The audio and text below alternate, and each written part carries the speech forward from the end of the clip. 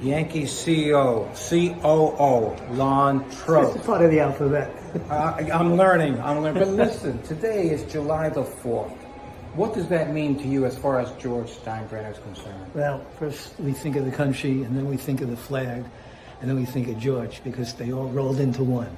July 4th, George Steinbrenner, who's, besides his love for his family and the Yankees, was the love for the country.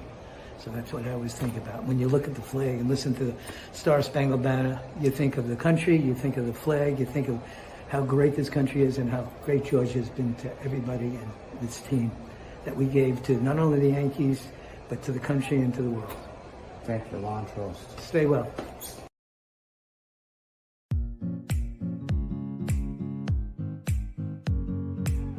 In our next segment of Reach Out with Ray and Steve, we have Yankees legend and the wonderful NBC baseball announcer, Tony Kubek. Because I am a Martin, I'm going to do whatever the hell I want, and I have. On the birthday of George Steinbrenner, Billy Martin Jr. will tell us a little about the incredible relationship between the boss and his father, Billy Martin. For years, the great Mel Torme wowed audiences with his great voice, and now Steve Torme is doing the same thing. Craig Pilo on the drums was a cross between Gene Krupa, Buddy Rich, and Ringo Starr, and he did it beautifully for Frankie Valli and the Four Seasons. All this and more, sponsored by H21 Health and Wellness. That's Reach Out with Ray and Steve, along with musical director Robbie Robinson. Live streamed Monday at 7 p.m. on YouTube and Facebook, and 8:30 on BronxNet, channel 115. And don't forget to hit that subscribe button.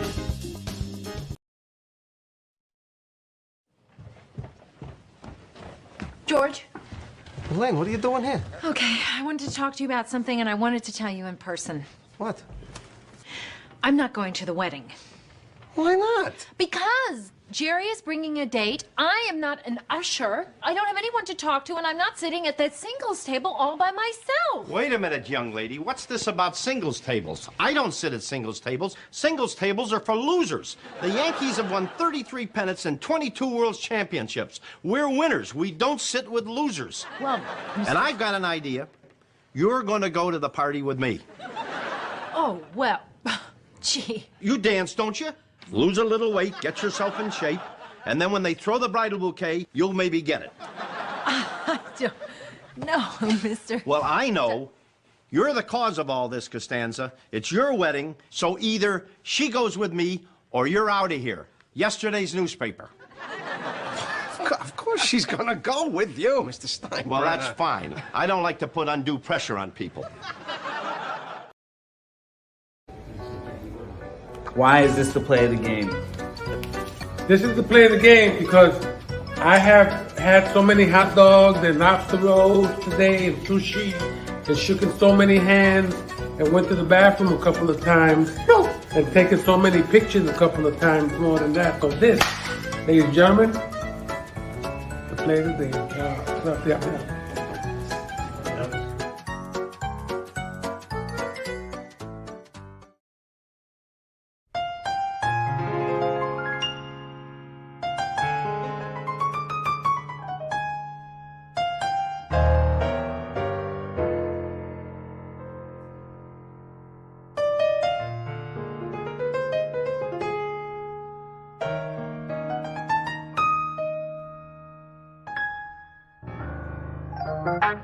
Reach out, oh, with Ray and Steve. Reach out, with Ray and Steve.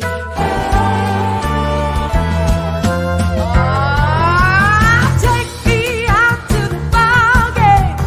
Take me out to the car.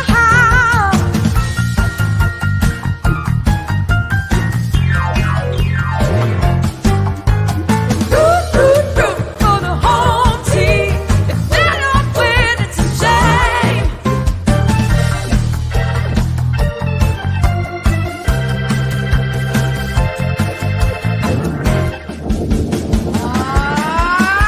Play ball. Hello, everybody, and a very pleasant good evening to you wherever you may be. Welcome to Reach Out with Ray and Steve, the show where East meets West, the Yankees meet the Dodgers, baseball meets music, and we all come together for a community. All right, everybody, get ready. Here come Ray and Steve. Come on in, gentlemen. Robbie, Hi, Robert. well Good to see said, you. sir. Hey. Always good to see that beautiful, well, actually, that ugly shirt of yours, but it's, cute face. It's okay. Hey, I see. I don't see a hat on you. Is there something wrong with your team this week? Oh, are you breaking on us already? It's just because you're It's okay. 50 wins, but Robbie, remember this, no. Robbie. Hold on. No. In the immortal words of Thurman Munson, no comment. No comment. Amen. I hear. But- Well, but- you know what? In the immortal words of one of our guests today's illustrious partners in crime, Joe Garagiola, who said baseball is a funny game, and you can't win it on the papers. You have to go out there and do it. And I know it's tough right now, but I'm still hoping. I'm still wishing, hoping, and praying for a Dodger-Yankee World Series this year. That's right. And we have the standings up here. Your Dodger boys are doing pretty well there.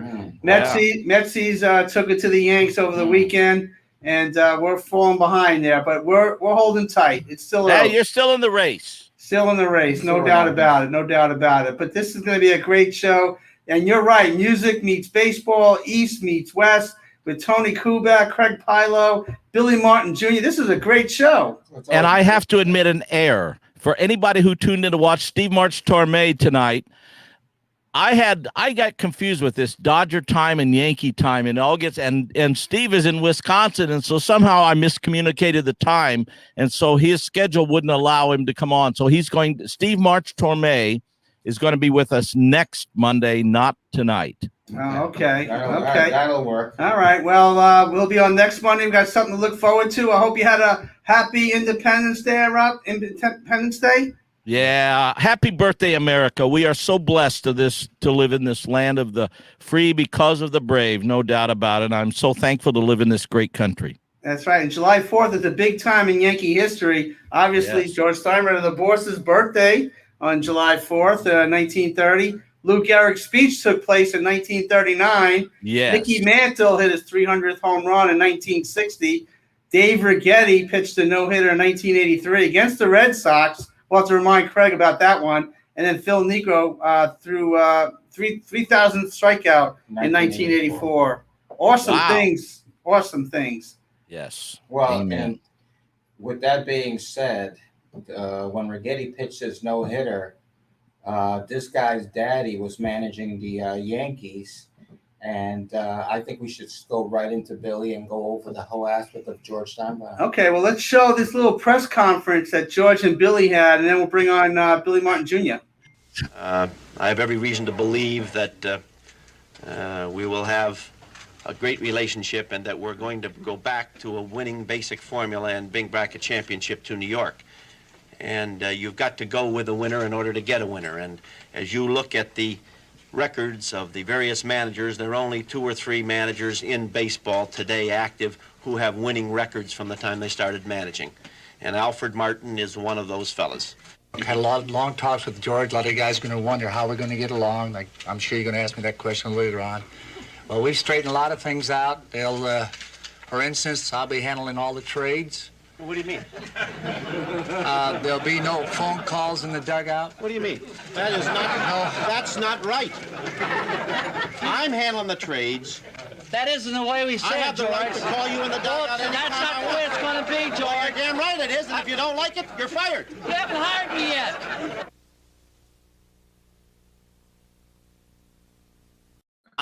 Iconic scene classic. there. That is classic. And Billy I love Martin Jr., welcome to Yes. the show. Here he is. Hey guys, happy birthday, America. Yes, happy birthday, America. And you look nice with the tie. You're outdressing everybody here. Well,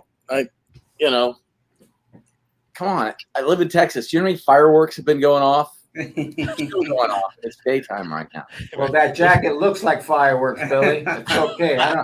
I don't know if your dad would approve of that jacket, but maybe he would. I don't know. Well, I'm pretty sure it was his, but Okay. Oh, there we go. There we go. So how you doing in your neck of the woods during the pandemic? You okay? Your family okay? Oh, absolutely. Things have been opened up here for a while, and it seems to be going pretty well. I was actually at an event with my son Gunnar Mantle Martin yesterday, and it was packed. There were more people than were supposed to be there, and I got to admit, it felt weird just being out there with a zillion people walking around, swimming in the river, listening to music and fireworks. It was great. Wow. Fantastic. Well, listen, Billy Martin Jr. is like my little brother, and so in essence, I don't want to hear about this pandemic stuff. I'm tired of all that stuff. Let's get gotta down. make sure he's okay. Let's get down and dirty. Billy, yesterday was George's birthday. Do you think about your dad? Do you think about George? And how was the relationship from what you gather? Let's go. Hit the people. Come on. if there were a truer love-hate relationship on the planet, it was those two men. I mean, they both had big egos, right? But as mad as they would get at each other at times, their love and respect for each other was amazing. I mean, my father felt that loyalty was one of the key ingredients to success. And who was more loyal than George? As hard as he was to work for, as demanding as he was, he always had your back. If you got arrested, he might pick you up, get you out of jail. He might drive you home. He might scream and yell at you the whole way home. But guess what? You'll still have a job the next day. He'll still take care of you and your family. Okay, now, Billy. Yeah. Okay. There were many times where I've been sitting in the office with your father. This was going into the 80s, so you had become a mature young man at that point. I know your dad used to call you all the time. And when he called you and he was like, in essence, saying words that we shouldn't say in front of Robbie Robinson, how did you handle it? Did you hate George? Did you say, "Oh, come on, give us"? Those are the things we want to hear. So tell us. You mean when he fired him? Yes. Well, of course. I'll give you an example. 1978 World Series. I'm sitting with Dad watching the World Series with him because you remember he was fired after 100 games. Right. And we're watching the game, and about halfway through he realizes, or he asked me, "Who the hell are you cheering for?" I go, "Well, Dad, I'm not cheering for the team that fired you." And he said, "Hey, that's a bunch of crap, son. Those are my guys. We're cheering for them." And why he didn't understand is because I couldn't cheer against them, but I wanted the hitters to hit line drives right at people. I wanted swinging bunts to turn into hits for the other team because I wanted the Yankees to lose because they fired my dad. And he was always a Yankee, and he was always cheering for the Yankees. And he said, "Look, I'll be back. I'm a Yankee for life." And Now, people don't Billy, know that either. George gave him a lifetime contract. Now, Billy, I know that in 1989, George had called your dad to get the troops ready because he was bringing them back. And as a matter of fact, your dad had even gotten you more involved. He wanted you to be a part of his whole chemistry with the players and with the team at that point because you were already in your 20s and stuff like that. I mean, give us a little bit about what was happening. What was the preparation like for Billy for Billy Six? Okay, so he was mulling over 3 opportunities. But what he would have done. It probably would have been against my advice. I don't mean to anger Yankee fans because I do wear this ring every day. But he had 3 options. Go to Japan and become the first millionaire manager.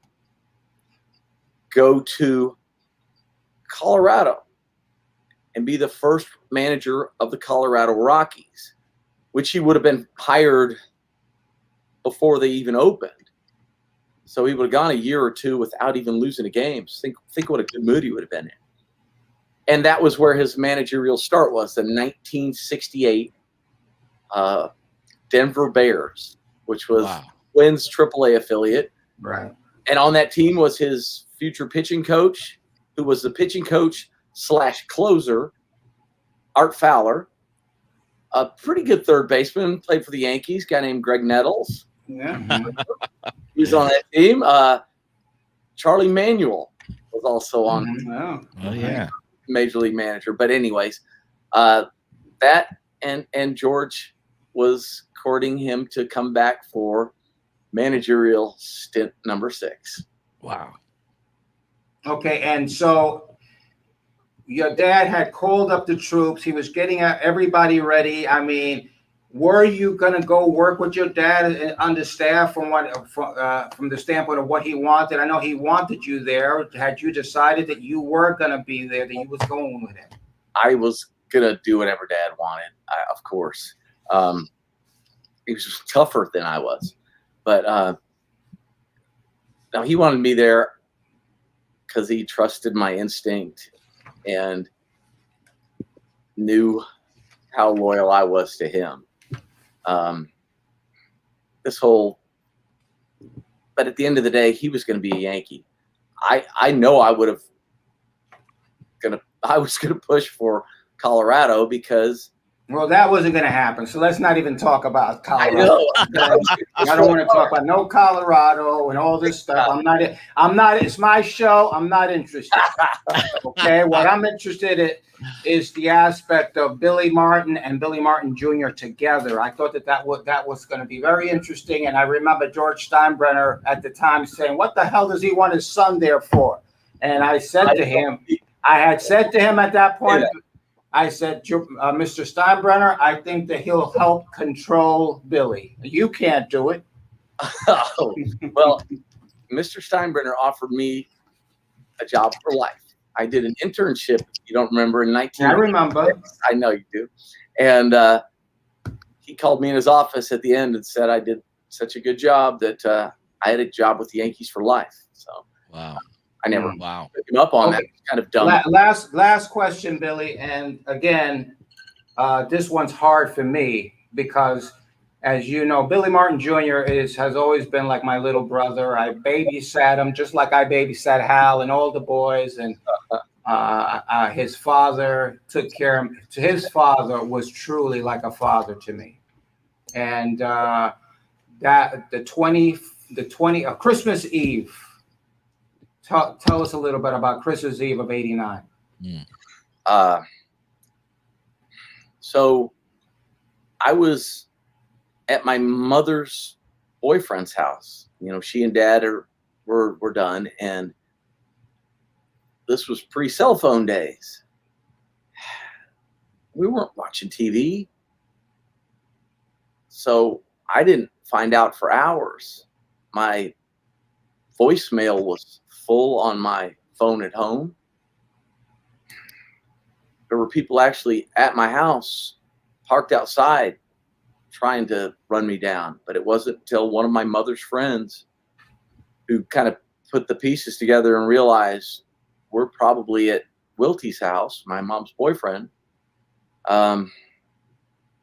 celebrating Christmas that I was flying out the next day to see Dad. And, I didn't find out until for a long time. And obviously, what do you say? It was devastating. Yeah. And Billy, let's put baseball aside for a minute. As a father, what do you remember about your father? You know what I tell people that just blows them away? I don't think he ever raised his voice at me. Wow. And people assume that he yelled at me like he did umpires, right? And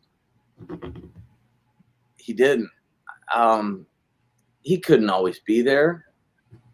You know, he literally only got to see one high school baseball game that I played in. And he was late to his own game with the Texas Rangers that day so he could see me. And I had my best game ever that day, by the way. But obviously living off his confidence. But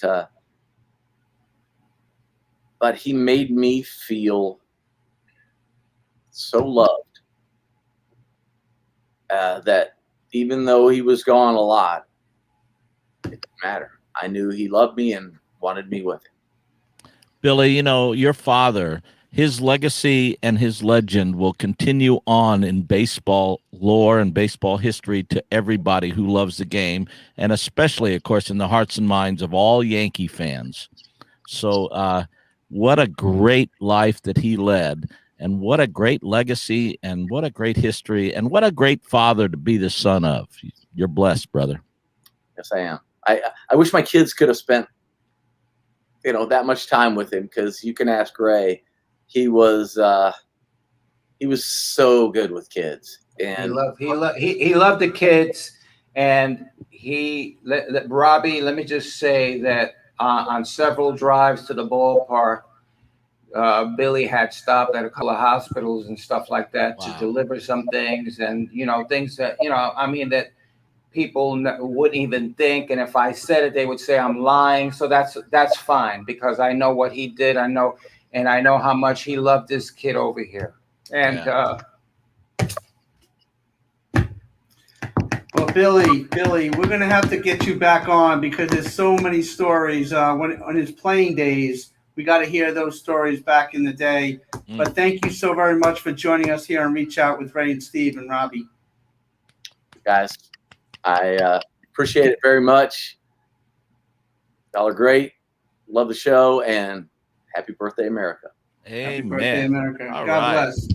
Billy Martin Jr., what a great guy. I mean, it's such, you can see the connection that you guys have. And moving right along, our next guest he's had a Hall of Fame broadcasting career. He's been with the Yankees. He's been an amazing man. Before we bring him on, let's go back in time where he interviewed the late, great Hall of Famer Tom Seaver. Let's check it out.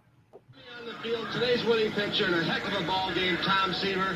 This must be the most exciting moment in your life. It is. It has to be, Tony. It's the greatest. I've wanted this for I don't know how long. I guess maybe 9 years old, but this is the most beautiful ball club I've ever seen. They're just fabulous. It's a pleasure to play with them. It really is. Tom, I talked to your wife before the ball game, and she was so darn nervous, and she said, I know Tom is, and I'm right out there with him. She's a great gal. I think she gets more nervous than I do. She's a great bit of encouragement for me. You pitched a good ball game. It looked like you got stronger about the sixth inning. I did. I got a kind of a second win and made a couple bad pitches the ninth inning, gave up a run, but this club just never stops fighting. You think we're going back to Baltimore? I don't want to, Tony. I hope not. Tom Seaver, thank you so much. Congratulations on your first series victory. Hope there'll be many more. There's some more, too. Thanks. Tony Kubak, welcome to Reach Out with Ray and Steve and Robbie. Thank you for your brilliant career. I wish I could have talked directly to Billy Jr. I could tell him some real stories about his dad if he doesn't know it. I bet you have some stories. Well, you know, I'll take you back to June 15th, 1957. It was my first year with the Yankees. And the trading deadline was, I think it was midnight on that day. We were in Kansas City, in the old ballpark, of course. And I was in the bullpen. I wasn't playing that day, warming up pitchers, whatever we were to do when we weren't playing those days. It's different now. And all of a sudden we see Casey leave the dugout in third base, walk down the left field line, going up a steep hill, went into the clubhouse where we dressed. It wasn't more than 5-10 minutes later, Billy walks to the same direction. Little did we know, when we all ended that ball game and went back to the clubhouse, Billy's locker was empty. So I think Casey went up there, was talking to George Weiss, the general manager, and they consummated some kind of deal, and Billy was gone. And that was kind of a sad moment for a lot of the players. When I think especially of Mickey and Whitey, they were so close with Billy. I mean, that was really a multicultural trio, believe me. You know, Mickey from Oklahoma and Whitey, everybody named him Slick, and here's Billy, who was a real street kid also growing up in California. But that was a sad moment. I also, the same year, was invited to a party at the Copacabana. I was single. I was staying 161st Street, right up the street to the Grand Concourse where the young players would stay. And I was invited to the party in the Copa. And Billy's the one that said, hey, you got to come. Well, I had never been on a subway. One of my first major league games. It was Johnny Cux's birthday. Hank was there, McDougal was there, Wise was there. I didn't know how to get downtown. Well, fortunately, I didn't get there, but unfortunately, some thugs that had a couple drinks, they challenged the wrong people, Billy and Hank and some of the others. And they put that to an end in the men's room. In fact, later on, years later, I saw the guy who was the maitre d' at the Copacabana. He was working in Chicago when I was still traveling. He said, Tony, I can tell you the whole story. So he told me what happened. And he said, the guys, we got those guys, Hank and Gil McDougal and Billy and Mickey, out the back door in a hurry, he said. And the other guys, we wanted to beat them up aside from that. But so they were thugs and they had what they gave them coming. But Billy was great. He's one of the only people I know, and I've seen a lot of managers and stuff, who the opposition managers, they didn't manage against the opposition team. They managed against Billy. I remember this, way back, some of you guys might have been, but they had the split season. I was so goofed up from lockout and everything else. And 81, Billy, right? Yeah, and Billy managed Oakland and so forth. But I used to love to sit in spring training with the scouts. And when I sat and watched some of the games, and the scouts would talk among themselves, and I had big ears so I could listen, and they didn't mind. And they were all talking about, we just came from Arizona. You ought to see what Billy's doing. Billy's hit and run. Billy's stealing home. Billy's doing a delayed steal. Billy's doing double steals. Billy's doing this. And I say, whoa. They're already thinking about managing Billy the first time their team beats Billy's team. And that's what they took to the managers from the opposing teams. And if you ever did a game and saw it, you saw even the really good managers opposed on the other side of the field from Billy. They were managing about what is he going to do next instead of paying attention to their own team. But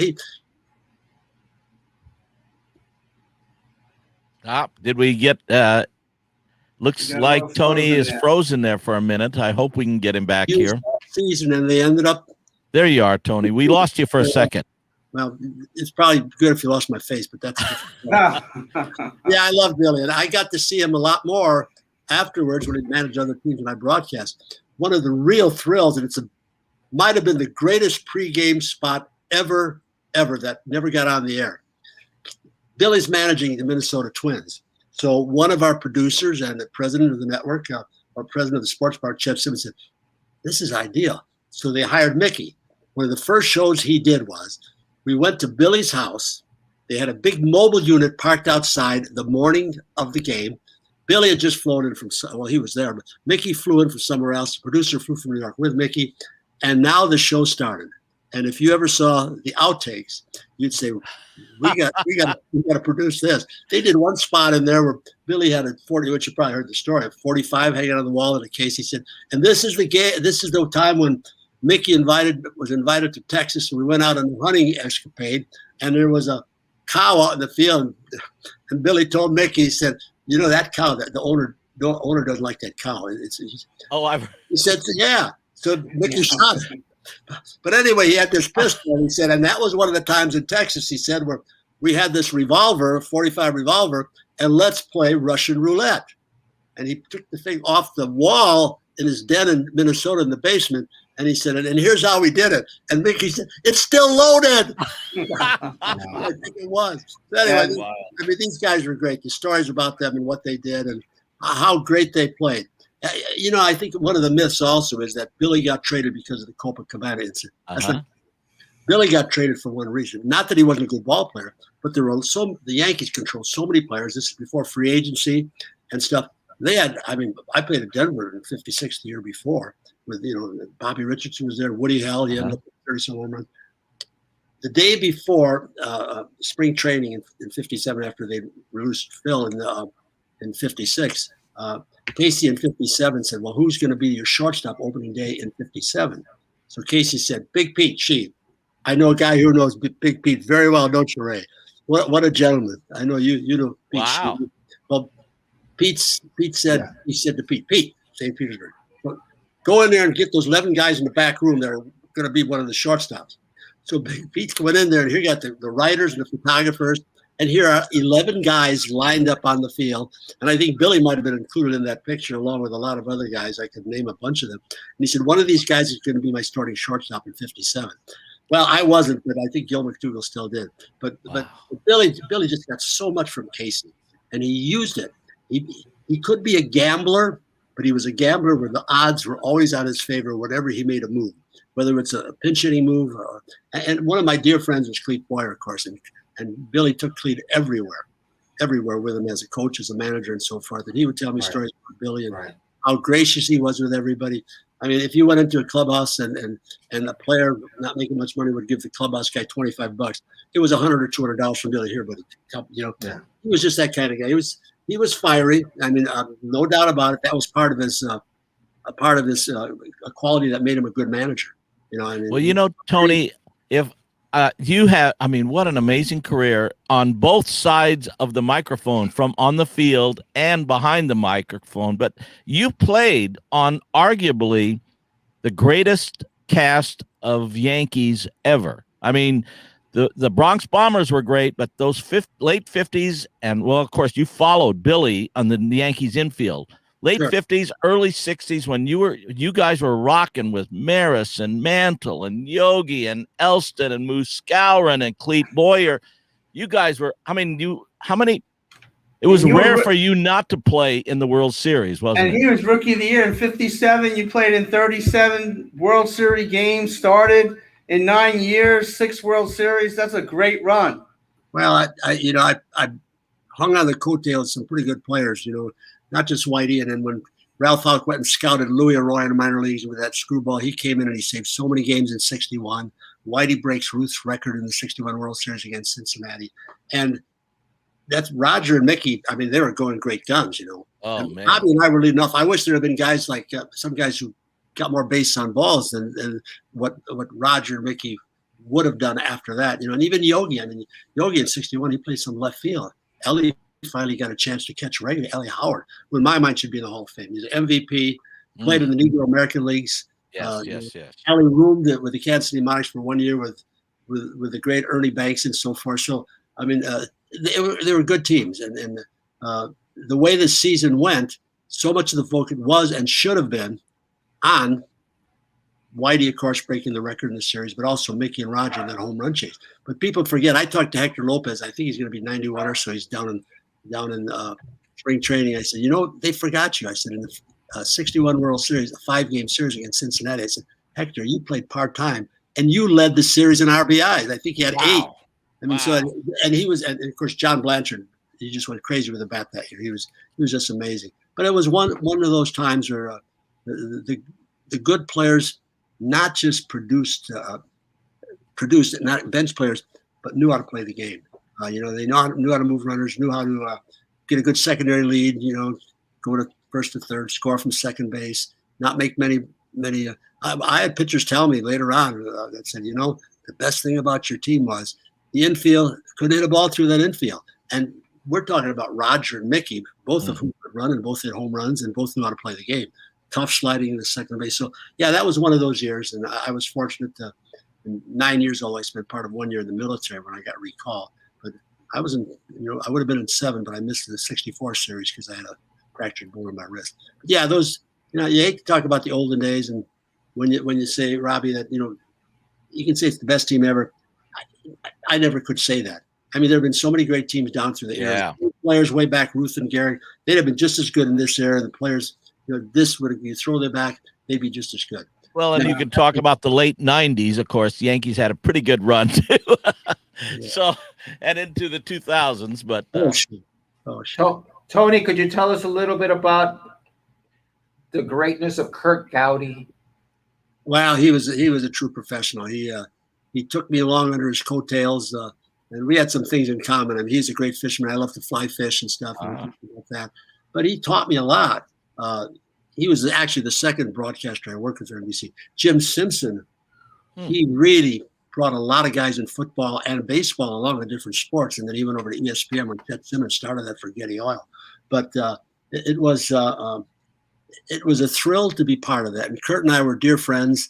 One of the things he taught me was, he said, "Kid, as soon as you get into the town you're going into, read the newspapers. Something may come up through the course of a game where you may have to respond to it, and it may not just be baseball. It may be something that tragic happened. Stuff. So he was, Kurt you didn't realize it, but Kurt had such a great voice.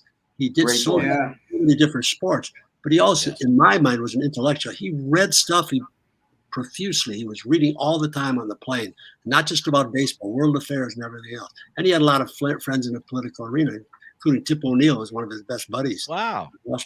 Wow. Did you try to pattern your style as an announcer after Gowdy? Because that's what I saw more of him than the other guys that you worked with. No, I really didn't, Ray. I was untried. I mean, when the Mayo Clinic said I had a quitter, I could get hurt severely with my neck injury and so forth. Mm-hmm. I was in Phil Linz, the late Phil Linz, in his bar that he had downtown, Mr. Laughs, with another guy and stuff. I went to say goodbye, and a couple of guys were down there. And a fellow walked up to me who happened to be the son of the former president of the NBA.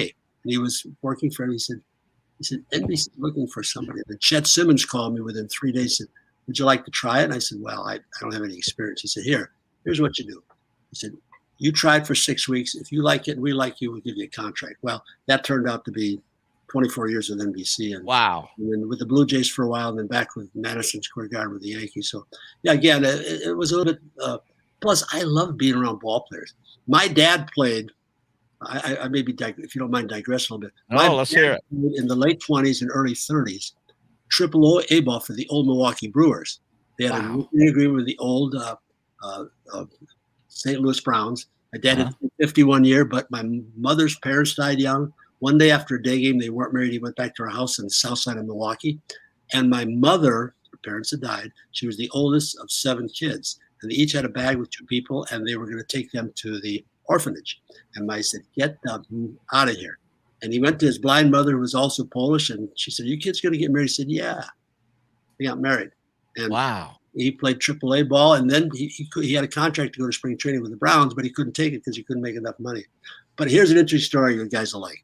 My mother was born in Poland, and obviously her father came over first. He broke up one more time. Keep going. Yeah. It worked. It came back last time. And we all have our fingers crossed over here. Yeah. She started keeping a scrapbook for my dad when he played for the old Milwaukee Brewers, and she swears that's how she learned to speak English. So I've got 5 scrapbooks from my dad's professional career and stuff, and one is a really interesting story. There was an off day for the Yankees. This is a team that had Ruth and Gehrig, 8 future Hall of Famers, including the manager. Wow. After a day game in Yankee Stadium, they hopped on a train. They took the train, went through Chicago, came and played the Milwaukee Brewers in 1931, an exhibition game. They put Lou Gehrig in the outfield, so a little old Borchard Field, which has been torn down. They put Ruth at first base so he could be closer to the fans. So my dad tells us, my mother's got pictures of it in the Milwaukee Journal and stuff. So in the 9th inning, Ruth's in first base. He's talking to the fans. Guy hits a ground ball. He lets it go through his legs. He runs off the field, doffs his cap and said, folks, we got a game tomorrow in Chicago against the White Sox. He said, the train's not going to wait. See you again. They zipped off. But think of somebody doing that these days. Amazing. I mean, we're talking about Lefty Gomez and all the rest, and they've stopped and played an exhibition game to help a minor league team out. And my dad was on that Brewers team, as a matter of fact. So. Well, one thing, Tony, if I may. Tony, sure. Of course, I'm wearing this uniform. This is Maury Will's jersey, actually, of course. But I would be remiss if I didn't take this opportunity to ask you about my favorite player of all time, Sandy Koufax, 1963 against the Yankees. I've known so few people who have batted against Koufax. Can you just share anything about batting against Koufax? You know, it's funny because I was piddling around. I was going to write a novel, stuff. So I started, and I said to some guy, I met a guy who was a writer, and I wasn't a writer, but I thought I had an interesting story. I said, this writing is awful. This is the toughest thing I've ever did. And I said, no. Batting against Koufax was the toughest thing I ever did. I mean, he got like the first 3 hitters, I think each of us 3 times. I mean, how many did he strike out, you know? But there's a classic picture, which I just saw the other day again. Mickey hit a home run off Sandy, obviously. Right. And Uh-huh. and Mickey's got his head down, going around third base, and Sandy looking at him like this, like with a scowl, but very grateful that, you know, it was Mickey that hit the home run, the only run we got off him in that series. But I mean, he just had great control, which was surprising us all. Had a great curveball, and of course Roger was batting third and Mickey was batting fourth, which was a big move that Ralph Houck made. I mean, you take your best hitter, which would have been Mickey, but he wanted to protect Roger, so he batted Mickey fourth. So Mickey, I think it was the third time he came up, and Sandy's just blowing us away. So Mickey gets out of the on-deck circle, and he drops his bat, and he starts going up to home plate without a bat. And Koufax looked at him kind of strange, and a big smile broke out on Sandy's face, you know, and Mickey kind of nodded, and Sandy nodded. Well, he got his bat and stuff like that, and he did do well with that one home run. But Sandy was awesome, and they had a good team. I mean, heck, you know, you look at Drysdale and Johnny Padres. I mean, he just the way Whitey would have pitched in Yankee Stadium with that long center field 460 and right and left center field. Yeah. Ball to center field and let it fly. My guys would catch it.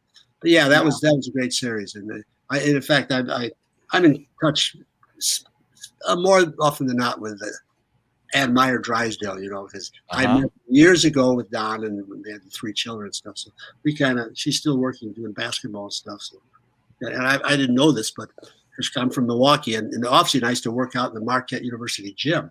Huh? She told me that her older brother, played for Marquette, but it was before I got to work out in that gym when Monk Wire was there and everybody else. So, yeah. But anyway, Tony, do you miss not being in the booth? I mean, because you sound so elegant and I mean, it's so crisp, so wonderful. Do you miss it? I really don't, and you know, I don't watch much baseball. In fact, hardly at all. It's like I was Rona Baird. I could get in the clubhouse and guys would tell me something. I said, "Don't tell me that." I might blurt it out on the air. So it's almost like if I can't be there, either playing it or doing the game, I spend time with my grandkids and a lot of other things. Right. And before we bring our next guest in, you had an opportunity to work with Joe Gaggiola. Talk about that, because you brought a lot of baseball fans, or made them baseball fans in the 70s. Hank Aaron's home run, the Red Sox World Series. You brought a lot of great people together, and for the first time. We will never forget how you guys went at the Reggie Billy brawl in Boston. Well, that's a different story, but it was funny because I had a microphone that I could shut off and talk to the truck. So when this happened, I think WPIX was doing that game too, and we had a center field camera. All the cameras you're familiar with, not as many as they have now, and we had a camera that was right alongside the dugout up in Fenway in the third base side. Well, when Reggie didn't run the ball out, and I said, and next thing I see Billy. I said, don't go to commercial. Don't go to commercial. Mike Wiseman was producer at the time, and he didn't say why. I guess he just trusted. Well, I look at him, see Billy is talking to Blair. Paul picks up the glove. He's starting to trot. He didn't go straight out to right field, right directly to. He was kind of going back and forth. I don't think he really wanted to do that. Reggie maybe thought he was going to replace him in right field. Well, in comes Reggie. He's storming. Well, Ellie Howard got involved in it. Yogi got involved in it. And one of our, they threw a camera over the towel over the WPIX camera, but our center field camera zoomed right into the whole thing. Well, do you know the rest of the story, Tony? Check this out. Tell him. Do you have that picture? I don't know if you have the picture, but Ray's the guy that put the towel over the camera. Ray, you should have put it over your head. Did you really read that? Were you the fat boy then? Yeah, I'm sorry that we don't have the picture. I told Steve about the picture this morning, and we don't have it up. I wanted to show you that. Well, Yogi grabbed Billy in a vice, and Ellie Howard was a little strong, to say the least. I mean, he grabbed Reggie, just pinned him.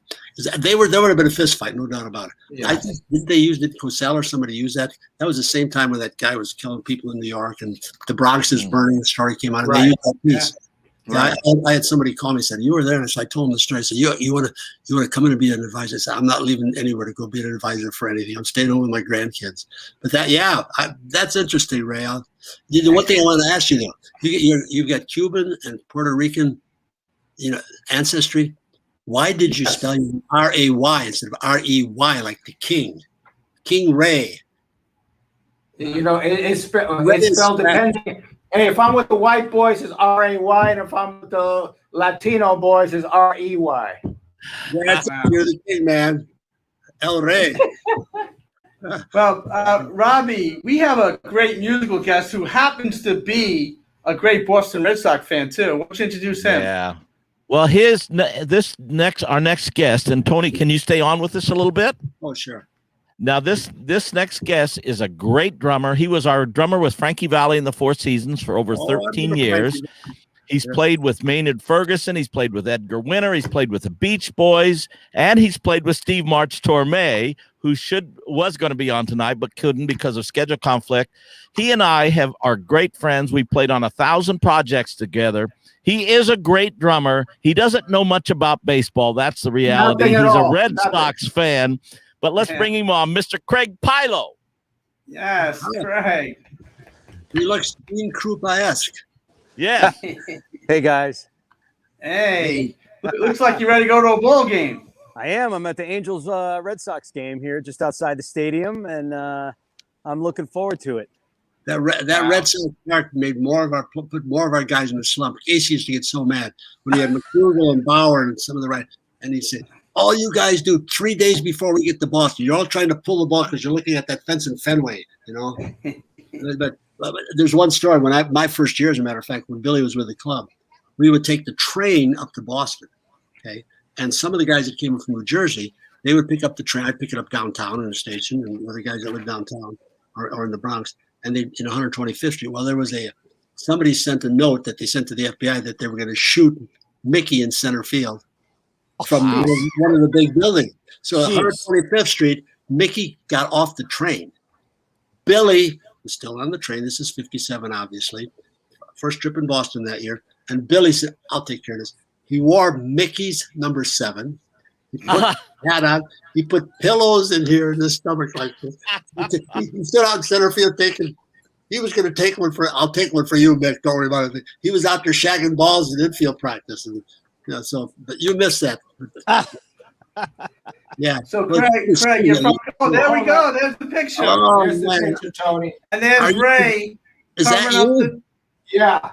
You had a beard? Is that a beard or is that a shadow? No, that's a shadow. I had a mustache though. Oh man, you had a stash. Yeah. Huh? Well, you covered the wrong camera, I guess. Well, you commented on that, didn't you, Tony, when it was happening? I think it did, yeah. I mean, it was right there. I mean, it's on the monitor and everything. You could see it live from the broadcasting booth in Fenway. We were on the overhang there and stuff. There it is. It was out in the open. We got to thank producer Carmine for pulling that picture up and supporting that story. But, Craig, talk about playing with Frankie Valli as a drummer. Yeah, great. Well, I don't know where I start, but first of all, it's a pleasure to be on the show with you, Tony. I think the rest of these guys are a little suspect, but thanks for believe me, I fit right in. Frankie Valli's my era. He goes back a ways. He does, and he's a big Yankees fan too. I had to tolerate that for 13 years as well. Oh, my goodness. Is he really? Yeah, he's a great talent, and you must be too, or he wouldn't have hired you. That's right. No, Craig is a great drummer, no question about it. Yeah. Well, I'm a great jazz guy. I remember Buddy Richard, he'd be on the Carson show. I saw a dear friend of mine who was head of the jazz department here in Lawrence University. He wrote a baseball piece, as a matter of fact, and it was the first year I retired. And he was then teaching at Rochester in Minnesota, at school up there. And so I narrated. It's called A Place Where It'll Always Be Spring. And the narration with Giamatti and just really great writers and stuff. The Rochester Symphony Orchestra was on the stage, 1,500 people. Oh, yeah. I almost crap my pants, to be honest with you. But Craig Pilo was the jazz. He was in 2007 with his jazz CD in LA. He won LA Jazz Artist of the Year. Really? This young man right here. Congratulations. That's terrific. Yeah, I just put together some great players and we played. You know, it was I got a lot more of the credit for that than I deserved because I was part of a cast. But yes, my name was on the cover, so it worked out pretty good for me. But as anybody who plays in a band or on a baseball team knows, that it's a team effort, which is what that was. Yeah, but with Frankie Valli in the Four Seasons, Frankie is like the owner. Robbie Robinson is like the GM, and you were like the guy that just kept everything together. I mean, how did that work? Well, it did. It was. They forget the rhythm section who makes the whole thing work. The drummers and the bass players and stuff. They make the whole thing work, and that's so important. It's like watching Take Five. Johnny Tony, Desmond. I'm impressed with your musical knowledge. You know what? You should. I want to say, since we just lost Craig, he was probably watching Ohtani hit home runs. I don't know, but we just lost Craig, and Frankie Valli last Friday just released. I'm one of the producers on it. A new jazz album. Really? His first jazz album ever in his 71 years of recording music. And you've got to check it out. It's with the great Hammond organ player Joey DeFrancesco playing on it. Yeah. And it's Frankie doing all jazz songs. Is it like standards? Yeah, there it is. It's called A Touch of Jazz, and it's all standards. He's got enough talent that his name could be Valiski, Polish like I am, not Italian. Yeah, exactly. I think he's Italian, just like Pilo. I'm not sure. Yeah, Frankie always loved the jazz thing. He was always singing jazz, and he loves it. Well, that there's a great connection with jazz and baseball. During those roaring 20s on Rush Street in Chicago, great town, Kansas City, even a minor league, great jazz town. New York, of course, where when you look at Satchmo, where he came from New Orleans and then went through Kansas City, ended up in New York. And I had been more than one time right across the bridge in Yankee Stadium after a day game or night game. We get to the Apollo Theater and some of the others, see some jazz. Wow. So, but those days are gone. We still, now I've got a grandson who's in Nashville. He's got a guitar like 9 million other people have guitars in Nashville. I'm sure. He loves music. So he's in the music business in Nashville? He's struggling, but he loves music.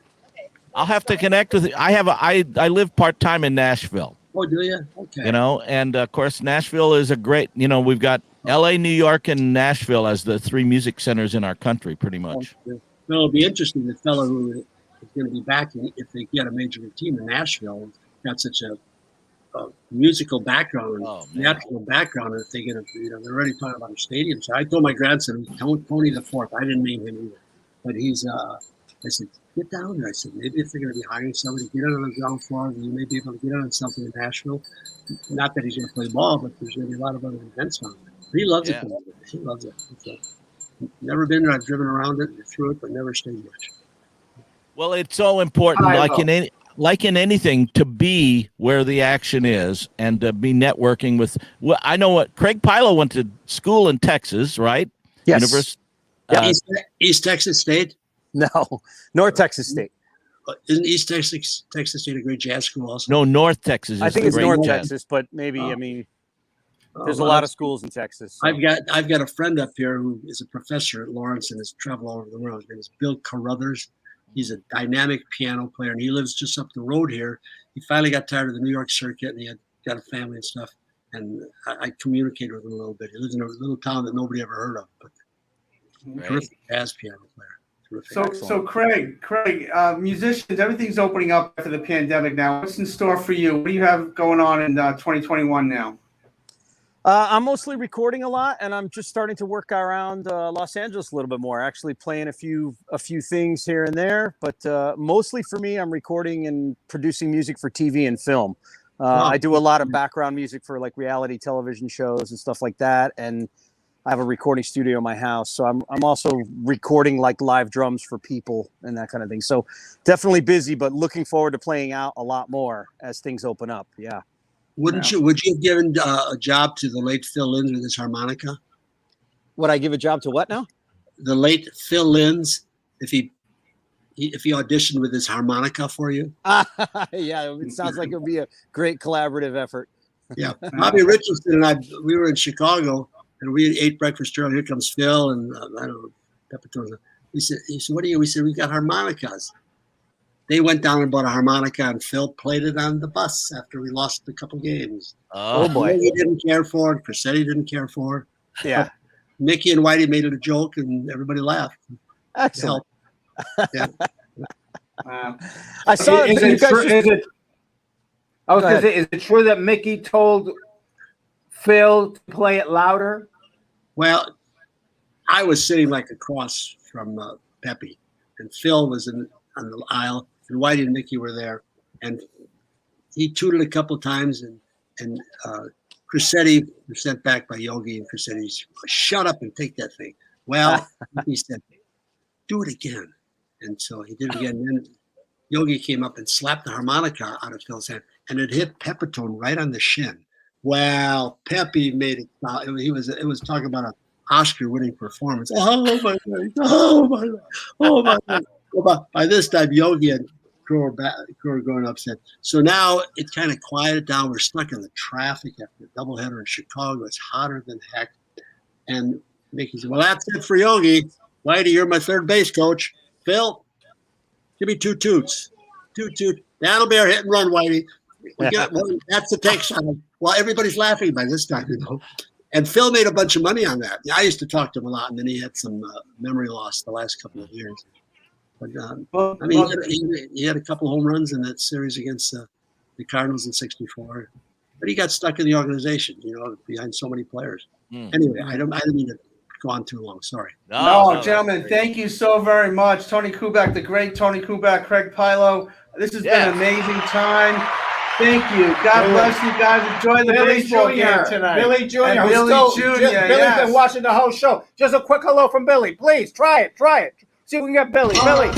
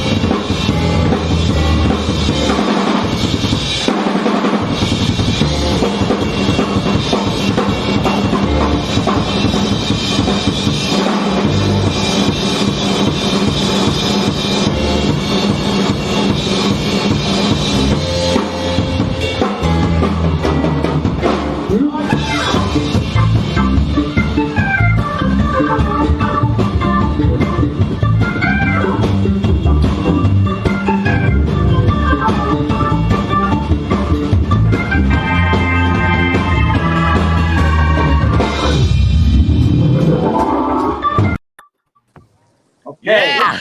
I'm gonna say hello to Billy Martin Jr. Billy, say hello to Tony. Hey, Billy, I haven't seen you for ages. You look great. I'll tell you one thing, Billy. Your dad would never have worn that jacket you had on. Good seeing you. You look great, kiddo.